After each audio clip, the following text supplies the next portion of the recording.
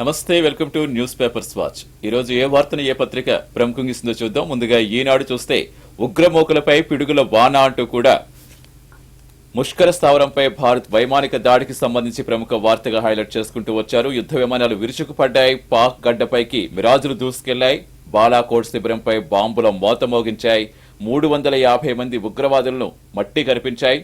వాయుసేనకు అటు అధికారి ఇటు విపక్షాలు కూడా అభినందనలు తెలిపాయి. పాక్ నివ్వెరపోయింది, ఎవరూ చనిపోలేదని ఇంకా బుకాయిస్తోంది. బరువు వదిలించుకోవటానికి బాంబులు వదిలేసి వెళ్లారంటూ కూడా వ్యాఖ్యానించుకుంటూ వచ్చింది. దేశ భద్రతే శ్వాసగా పరితపించే భద్రతా బలగాలను సొంత గడ్డపైనే కుట్రతో నిష్కారణంగా పొట్టన పెట్టుకుంటే భరతమాత కంట రక్త కన్నీరే ఉబికింది. ఆ రుధిరధారలే విస్ఫులింగాలయ్యాయి. కరడుగట్టిన ఉగ్రమోక భరతం పట్టడానికి గగనతలంలోకి మిరాజులై ఎగిశాయంటూ కూడా శత్రుభూములోకి చొచ్చుకుని వెళ్లాయి.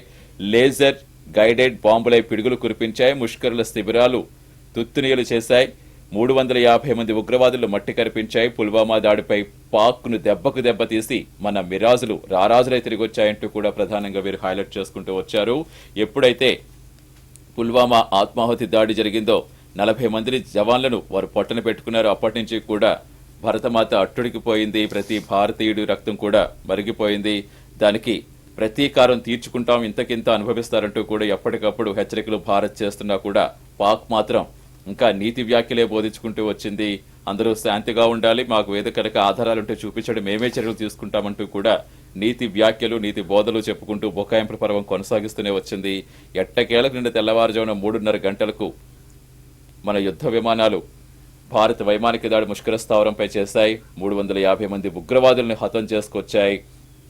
ఈ నెల 14 జరిగిన పుల్వామా ఉగ్రదాడికి ప్రతీకారంగా మంగళవారం తెల్లవారుజామున 3:45 12 మిరాజ్ 2000 యుద్ధ విమానాలు, 4 సుఖోయ్ 30 MKI విమానం, అలాగే ఒక గగనతల ముందస్తు హెచ్చరికల విమానం నేత్ర కూడా.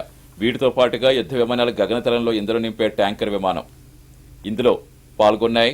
గ్వాలియర్ నుంచి మిరాజ్ 2000లు, హల్వారా నుంచి సుఖోయ్ 30 MKI, భటిండా నుంచి నేత్ర, ఆగ్రా నుంచి ఇంధన ట్యాంకర్ విమానం ఒకేసారి బయలుదేరి వెళ్లాయి. సుఖోయ్ 30 MKI యుద్ధ విమానాల నియంత్రణ రేఖ ఇటీవలే యువతలే ఉంటూ అండగా నిలవగా మిరాజ్ 2000 యుద్ధ విమానాలు పాకిస్తాన్ గగనతలంలోకి దూసుకెళ్లి బాలాకోట్ పట్టణానికి చేరువలో ఉన్న జైషే మహమ్మద్ ఉగ్రవాద శిక్షణా శిబిరంపై దాడి చేశాయి. ఇజ్రాయెల్ తయారీ అధునాతన లైటనింగ్ ప్యాడ్ సాయంతో లక్ష్యంపైకి మిరాజులు గురిపెట్టి బాంబులు కూడా జారవిడిచాయి. ముఖ్యంగా ఈ రోజు భారతీయ ధీరగుండెలకు నివాళులర్పించే రోజు. ప్రజలకు హామీ ఇస్తున్న భారత్ సురక్షిత హస్తాల్లో ఉంది. మానవాళికి ప్రమాదకరంగా మారిన దుష్టశక్తుల నుంచి ప్రపంచాన్ని కాపాడే దివ్యశక్తి నిత్యం మనతో ఉంటుంది. దెయ్యాలకు దుష్టశక్తులకు మేమిచ్చే సందేశం ఇదే అంటూ కూడా ప్రధాని మోదీ వ్యాఖ్యానించుకుంటూ వస్తే మొత్తం విపక్షాలతో సహా ప్రతి ఒక్కరూ కూడా అభినందనలు కురిపించారు. ప్రతి ఒక్క భారతీయుడు కూడా జవాన్లకు సెల్యూట్ చేశారు. ఉగ్రవాద శిబిరాలపై దాడులు సంపూర్ణంగా సమర్థిస్తున్నామంటూ కూడా అందరూ ఐక్యంగా సంపూర్ణ మద్దతు ఇవ్వాలి. భారత బలగాల పరాక్రమానికి సెల్యూట్ అంటూ కూడా ప్రతి ఒక్క భారతీయుడు కూడా సెల్యూట్ చేసిన పరిస్థితి. ముఖ్యంగా 1000 కిలోల బరువున్న లేజర్ గైడెడ్ బాంబులు వాడారు. ఇవి ఇజ్రాయెల్ తయారు చేసిన స్పైస్ లేదా క్రిస్టల్ మేస్ దీర్ఘశ్రేణి బాంబులే ఉండొచ్చని కూడా అంచనా అంటూ కూడా చెప్పుకుంటూ వచ్చారు. ముఖ్యంగా శిబిరంలో ఉన్న ఉగ్రవాద అగ్ర కమాండర్లు కూడా మౌలానా అమర్ జేఎం కీలక ఉగ్రవాది అయిన ఆఫ్ఘనిస్తాన్ కాశ్మీర్లో చోటు చేసుకున్న పలు దాడుల్లో ఇతనికి ప్రమేయం ఉంది. అలాగే మౌలానా తలహా సాయిబ్ జేఈఎం కీలక ఉగ్రవాది, మసూద్ అజార్ సోదరుడు. ఇక యూసుఫ్ అజార్ అయితే మసూద్ అజార్ బావమర్ది, బాలాకోట్ ఉగ్ర శిబిరం సారథి. మొత్తానికి 3 చోట్ల కూడా మన యుద్ధ విమానాలు తమ ప్రతాపం చూపించాయి. 350 మంది ఉగ్రవాదుల్ని మట్టి కరిపించి రారాజులై తిరిగొచ్చాయంటూ కూడా ప్రధానంగా వీరు హైలైట్ చేసుకుంటూ వచ్చారు.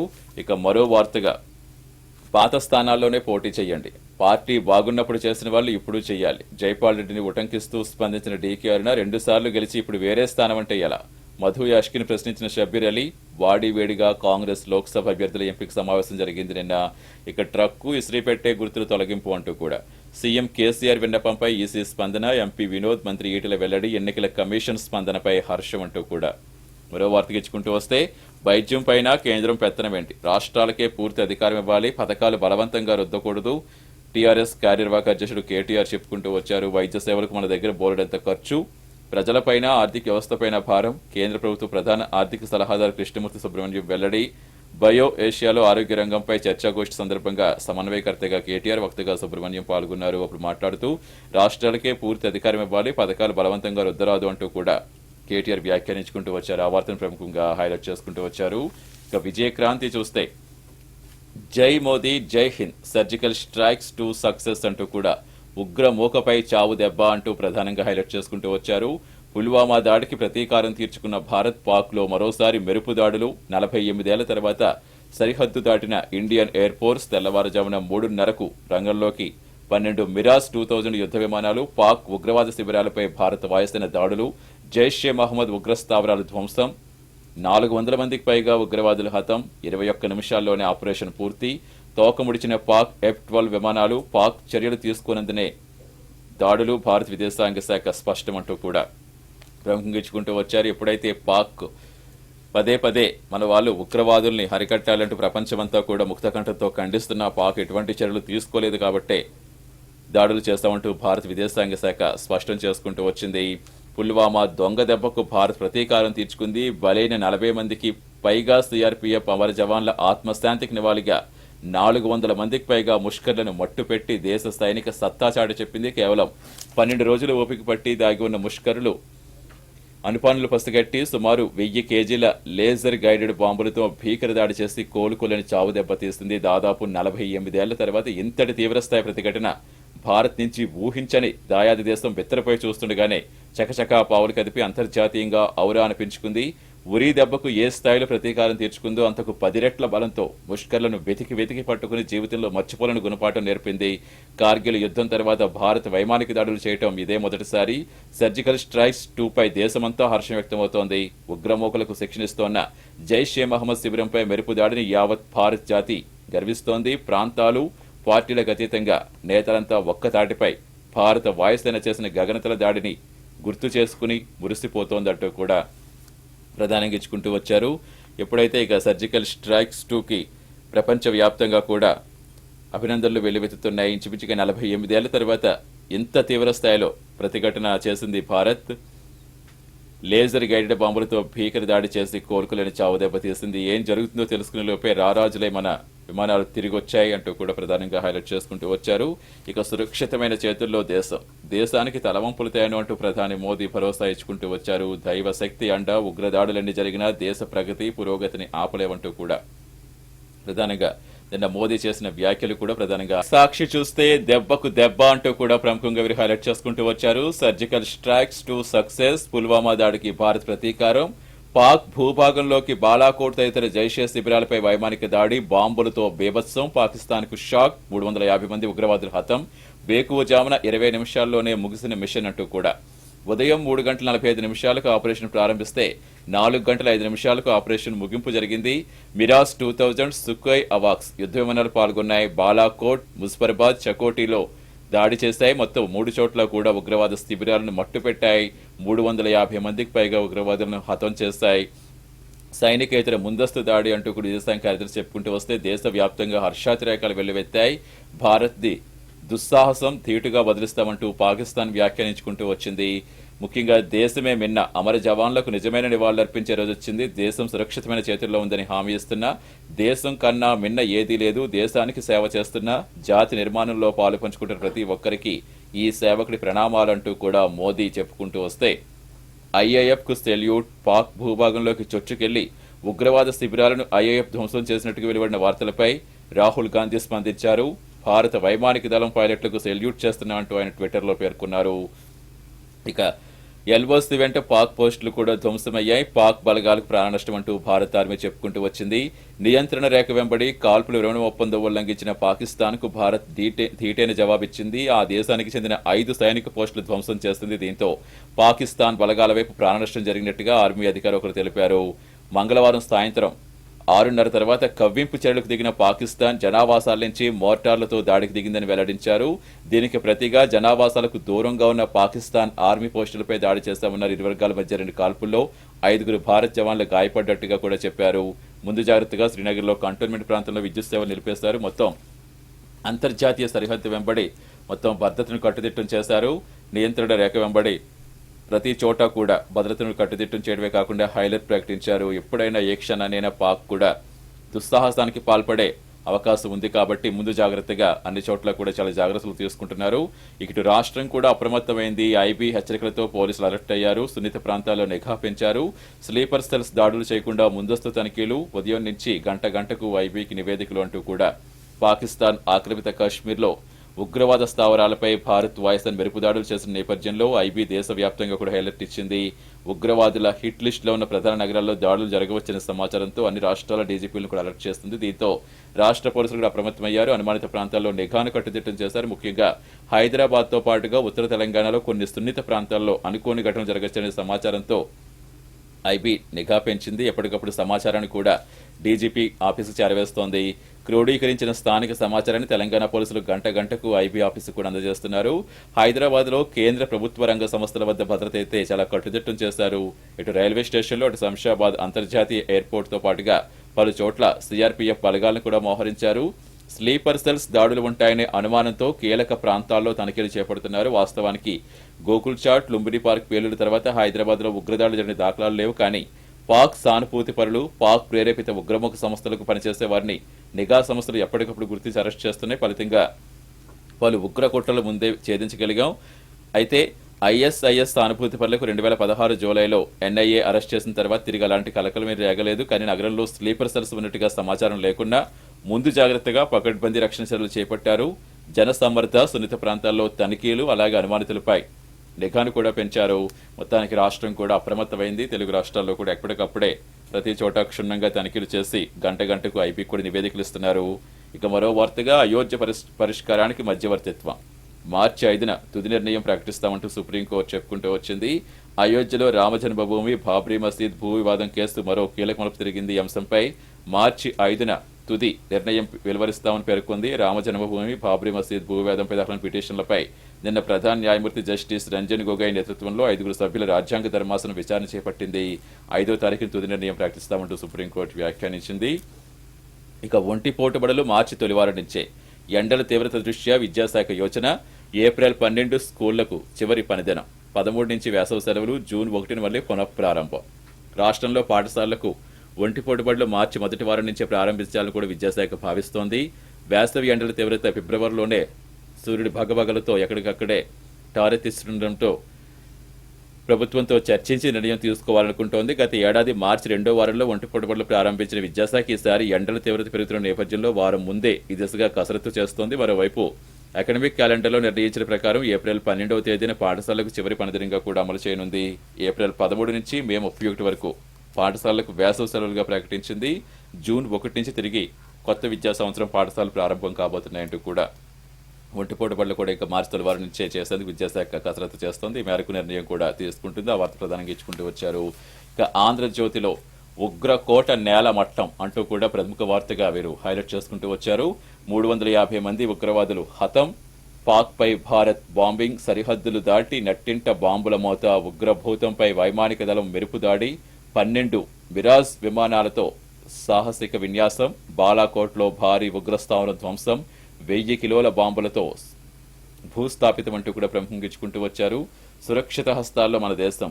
భారత మాతను తలదించుకోనివ్వం. జాతి ఆకాంక్షలు కూడా వమ్ము కానివ్వను. దేశం కంటే ఏది ఎక్కువ కాదంటూ మోదీ చెప్పుకుంటూ వచ్చారు. అటు మసూద్ బావమర్ది యూషఫ్ హతం. కాందహార్ హైజాకు, పార్లమెంటు దాడికి సూత్రధారి అతనే. 2 దశాబ్దాలుగా మోస్ట్ వాంటెడ్ గా ఉన్న యూషఫ్ కూడా హతమైనట్టుగా కూడా వార్తలు వస్తున్నాయి.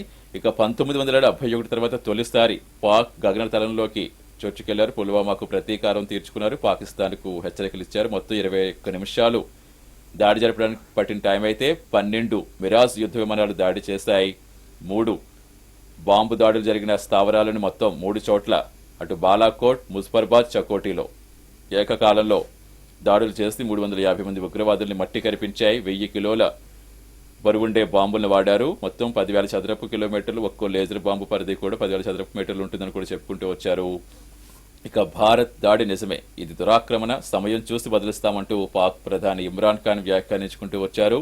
మృతదేహాల తరలింపు, సరిహద్దుల్లో భారీ కాల్పులు అంటూ కూడా ప్రధానంగా నిన్న ఇంకా ఉద్రిక్త పరిస్థితులే ఉన్నాయి. ప్రస్తుతం బార్డర్ల ఎల్ఓసి వెంబడి మొత్తం అంతర్జాతీయ సరిహద్దులంతటినీ కూడా పూర్తి స్థాయిలో భద్రత కట్టుదిట్టం చేశారు. ఎక్కడికక్కడ ఉద్రిక్త వాతావరణం ఉండడంతో ఎప్పటికప్పుడు ముందు జాగ్రత్తగా ప్రతి భద్రతా బలగాలను మరింత మోహరించారు. ప్రధానంగా వార్త ఇచ్చుకుంటూ వస్తే వారం రోజుల ముందే ఒంటిపూట బడులు అంటూ కూడా మరో వార్తకి ఇచ్చుకుంటూ వస్తే క్యూనెట్ లో సెలబ్రిటీ షారుఖ్, పూజా హెగ్డే, యువరాజ్, అల్లు శిరీష్లకు కూడా నోటీసులు జారీ చేశారు. దేశవ్యాప్తంగా 20 లక్షల మందిని 20,000 కోట్ల మేర మోసగించిన మల్టీ లెవెల్ మార్కెటింగ్ సంస్థ క్యూనెట్ కేసులో సైబరాబాద్ పోలీసులు పలు సెలబ్రిటీలు కూడా నోటీసులు ఇచ్చారు. తాకీదులు అందుకున్న వారిలో సినీ ప్రముఖులు షారుఖ్ ఖాన్, అలాగే బొమ్మన్ ఇరానీ, పూజా హెగ్డే, అనిల్ కపూర్, జాకీ ష్రాఫ్, అల్లు శిరీష్, యువరాజ్ సింగ్ ఉన్నట్టుగా తెలిసింది. పలు ప్రముఖ కంపెనీల సీఈఓలు కూడా తాకీదులు అందుకున్న వారిలో ఉన్నారు. మొత్తం 500 మందికి నోటీసులు జారీ చేసినట్టుగా తెలిపారు. ఈ కేసులో పోలీసులు ఇప్పటికే 60 మందిని అరెస్ట్ చేయగా నోటీసులకు వచ్చే స్పందన మేరకు సెలబ్రిటీలపైన కేసులు నమోదవుతాయనే సంకేతాలు కూడా వెలువడుతున్నాయి. క్యూనెట్ లో ప్రచారం చేసిన సెలబ్రిటీలకు కూడా ప్రముఖంగా వేరు నోటీసులు పంపించారు. ఆ వార్త ప్రధానంగా ఇచ్చుకుంటూ వస్తే అవుట్ సోర్సింగ్ శ్రమ దోపిడీ అంటూ మరో వార్తకి ఇచ్చుకుంటూ వస్తే రచయిత, సాహితీ విమర్శకుడు ద్వానా శాస్త్రి కన్నుమూత, 48 ఏళ్ల నిర్విరామ రచనాధార, 80 పుస్తకాలు రచించిన సాహితీవేత్త, వేల మందికి పోటీ పరీక్షల్లో తెలుగు బోధన, 12 గంటల సాహితీ ప్రసంగంతో రికార్డ్, 62 మంది ప్రముఖుల జీవితాల్లో పిల్లల చేత రాయించిన ఘనత కూడా అంటూ కూడా రచయిత, సాహితీ విమర్శకులు ద్వానా శాస్త్రి కన్నుమూసారు. అవతదానికి ఇచ్చుకుంటూ వస్తే తప్పులు తడకి ఇంటర్ హాల్ టికెట్లు. సెకండ్ ఇయర్ విద్యార్థికి ఫస్ట్ ఇయర్ హాల్ టికెట్ వచ్చింది. ఒక లాంగ్వేజ్ బదులుగా మరో లాంగ్వేజ్. నేటి నుంచి పరీక్షలు ప్రారంభం కాబోతున్నాయి. విద్యార్థులు ఆ తప్పులు తడక హాల్ టికెట్లతో ఆందోళన చెందుతున్నారు. ఇంటర్ బోర్డు ఆఫీస్ వద్ద పడిగాపులు కాశారు. కాలేజీ యాజమాన్యాలది తప్పని బోర్డు చెబుతోంది. సవరించేస్తామంటున్న బోర్డు కార్యదర్శి. మొత్తానికి ఈ రోజు నుంచి 9 గంటలకు పరీక్ష ప్రారంభం కాబోతోంది.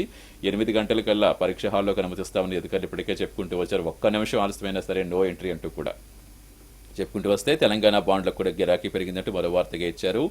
ఆర్బీఐ వేలంలో మంచి డిమాండ్. రాష్ట్రానికి 750 కోట్ల రుణం, వడ్డీ 8.52%, కాలపరిమితి 20 ఏళ్లు, 1335 కోట్లు ఇవ్వడానికి ముందుకు వచ్చిన 35 సంవత్సరాలు అంటూ కూడా మరో వార్తగా హైలైట్ చేస్తారు. Welcome back. నమస్తే తెలంగాణ చూస్తే భారత్ పంజా అంటూ కూడా పుల్వామా దాడికి ప్రతీకారం తీర్చుకుంది. 350 మంది ఉగ్రవాదులను హతమార్చింది. వార్త ప్రధానంగా ఇచ్చుకుంటూ వస్తే ప్రజారోగ్య రికార్డులో తెలంగాణ భేష్ అంటూ కేటీఆర్ వ్యాఖ్యానించుకుంటూ వచ్చారు. నేటి నుంచి ఇంటర్ పరీక్షలు ప్రారంభం కాబోతున్నాయి. ఉదయం 9 గంటలకు ప్రారంభమవుతాయి. ఒక్క నిమిషం ఆలస్యమైన సరే నో ఎంట్రీ అంటూ చెప్పుకుంటూ వచ్చారు.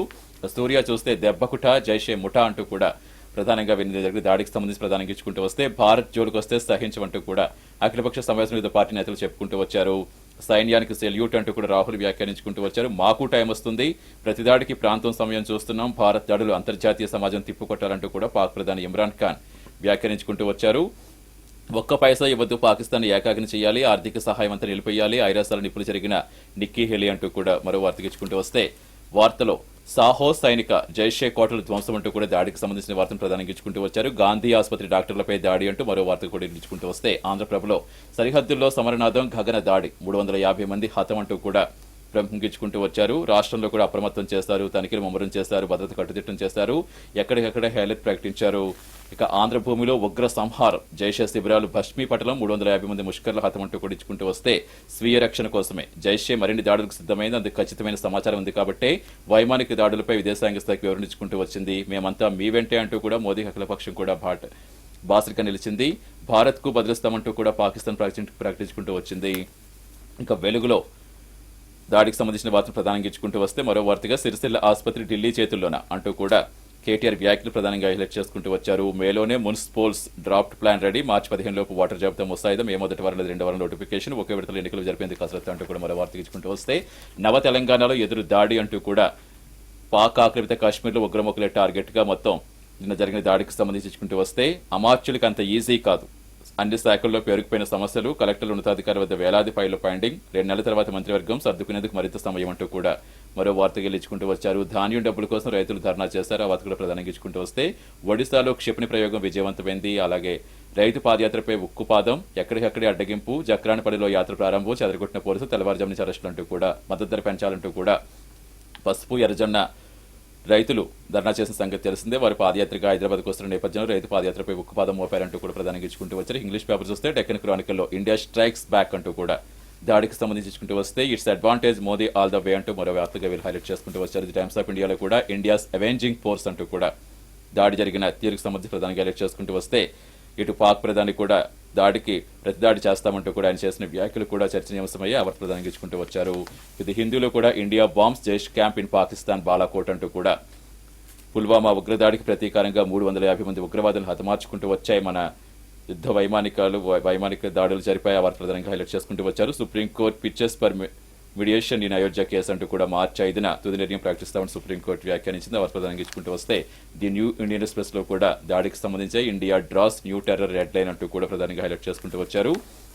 తెలంగాణ టూర్లు కూడా అవెంజ్డ్ అంటూ కూడా ప్రతీకారం తీర్చుకున్నామంటూ కూడా ప్రధానంగా హైలైట్ చేసుకుంటూ వస్తే EC not for TRS redesigned symbol అంటూ కూడా మరో వార్తకి ఇచ్చుకుంటూ వచ్చారు. Half day schools mesh start early అంటూ కూడా ఒక వారం ముందుగానే ఒంటి పూట బడులు నిర్వహించేందుకు విద్యాశాఖ కసరత్తు చేస్తోంది. మార్చి మొదటి వారం నుంచి ఎండలు ఎక్కువ ఉన్న దృష్ట్యా ప్రధానంగా ఈ మార్పు చేయబోతుందంటూ కూడా ప్రధానంగా హైలైట్ చేసుకుంటూ వచ్చారు. ఇంకా ది హెయిన్స్ ఇండియాలో కూడా మిరేజ్ బేర్స్ రియల్ పార్క్ అంటూ కూడా ప్రధానంగా హైలైట్ చేసుకుంటూ వచ్చారు. దాడికి సంబంధించి ప్రధానంగా నిన్న దాడి జరిగిన తీరు సంబంధించి ప్రధానంగా హైలైట్ చేసుకుంటూ వస్తే ఇటు ది ఎకనామిక్ టైమ్స్ లో కూడా jets to Jaish war and out అంటూ కూడా ప్రధానంగా ఇచ్చుకుంటూ వచ్చారు. అలాగే బాలాకోట్ వోకెన్ బై లౌడ్ ఎక్స్ప్లోషన్స్ అంటూ కూడా మరో వార్తగా హైలైట్ చేసుకుంటూ వచ్చారు. ఇవి ఈ రోజు అన్ని ప్రముఖ ప్రధాన పత్రికల్లో కూడా హైలైట్ అయిన వార్తలు. ఇది వాళ్ళ news papers watch. Keep watching I news. మీతోనే మీ వెంటే.